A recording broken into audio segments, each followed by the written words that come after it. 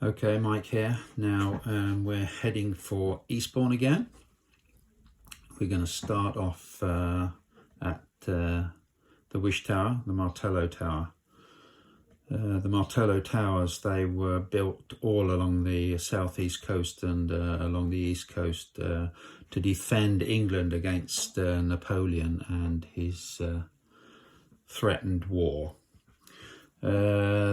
It's number 73, and I think there are 103 built altogether.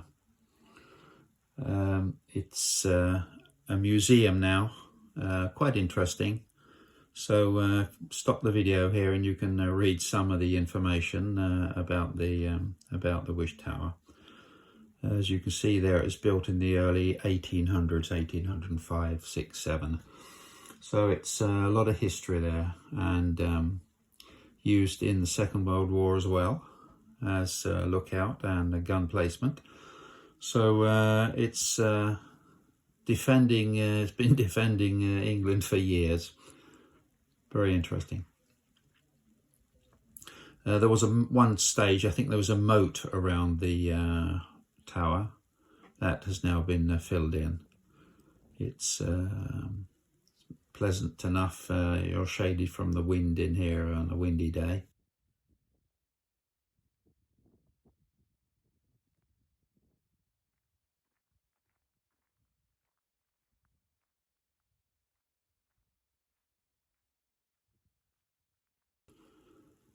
And here we have the gardens surrounding it. Moving a little bit along now on the stone coming up to it. It's the names of all the people that were killed during the war through bombing raids.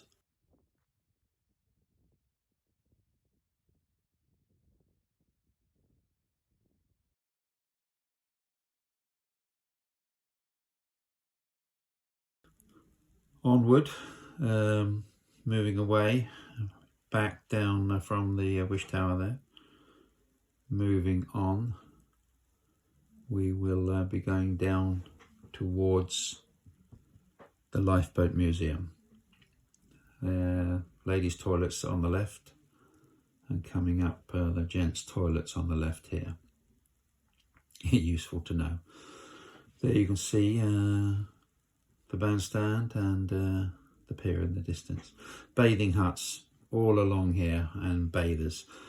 Up until 1901, it was law that men and women had to be segregated if they were going to swim.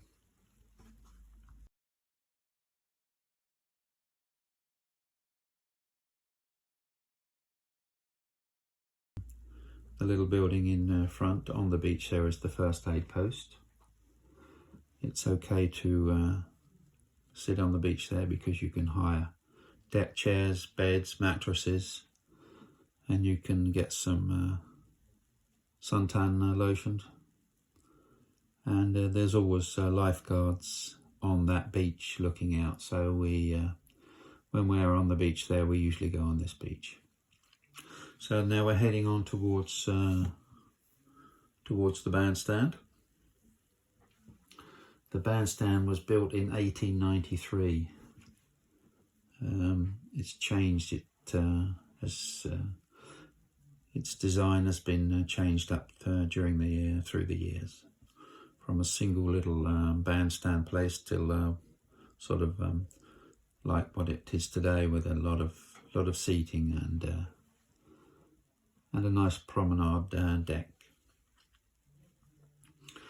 A little bit of interesting history on the inside of the bandstand. There is a plaque on the wall, and that's dedicated to a musician called John Woodward, and he died on the 15th of April 1912, and that date is when the Titanic sank, and he was one of the musicians playing while the Titanic went down.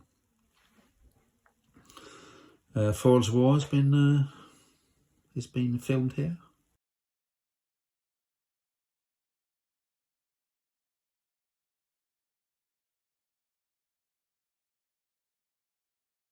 the Cavendish Hotel there. You just got a quick glimpse of it there, bombed out. This is what it used to look like, and this is what it was happened to it in 1942. The whole corner was knocked off, and they managed to stick on an awful box right on that corner there.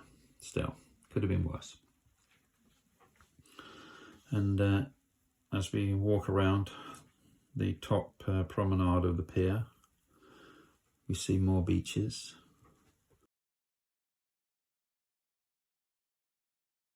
And the white huts, they are ice cream sales. And here we are on the pier.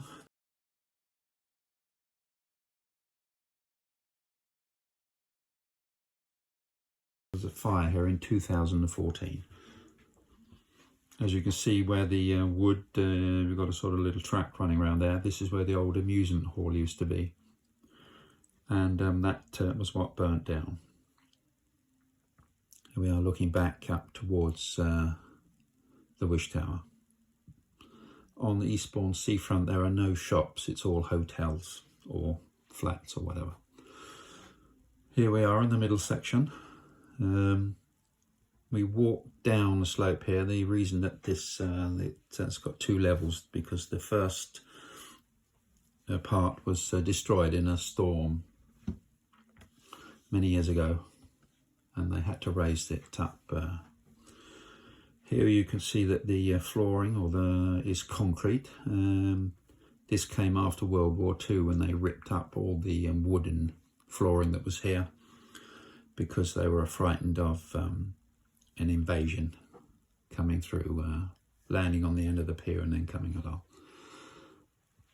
along. If you can see on the left hand side there, there's the seating, and the pipe on the top there, that actually contained gas for lighting. I didn't know this until a few days ago. It was gas piping for the lighting that they needed to light up the end of the pier. All closed down for the winter. There we are, more piping for gas. Waves rolling in. Here we are at coming towards the end of the pier. This seating is, I've never seen anyone sitting on it, I don't think, but I'm sure people do.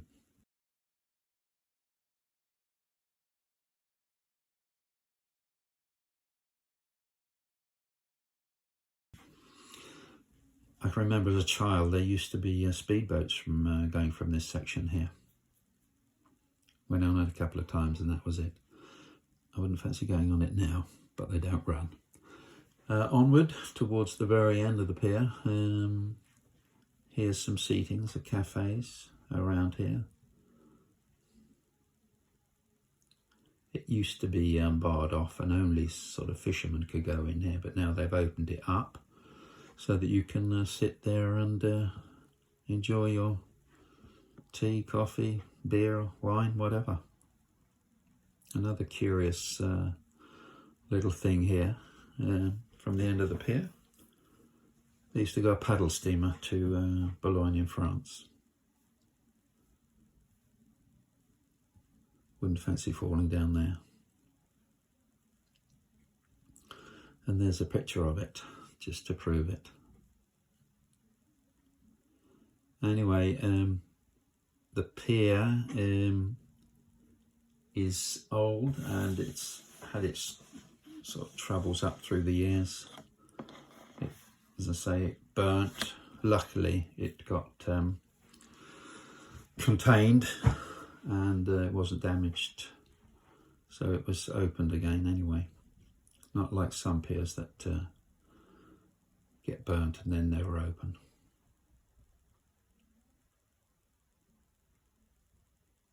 Okay, thanks for watching.